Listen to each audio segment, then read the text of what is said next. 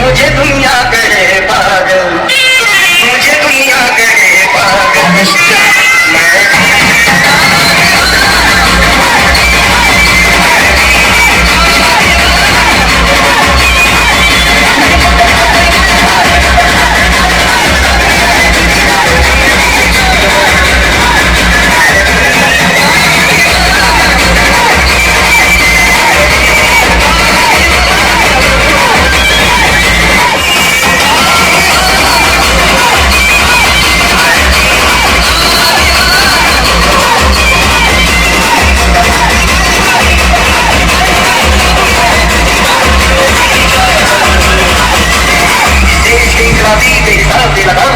उस देश में हम नदी गुलामों के भी गुलाम थे, तो उसी गुलामी की जंजीर तोड़ने एक शोला भड़का था। और माँ शीतला भी जान दर इसकी पामगढ़ के पब्लिक हवा पूरा सतनामी बगवा रे भैया। तब बगवा वाला गाना हो जाए जय भैया, हाथ ऊपर करेंगे सभी के सभी।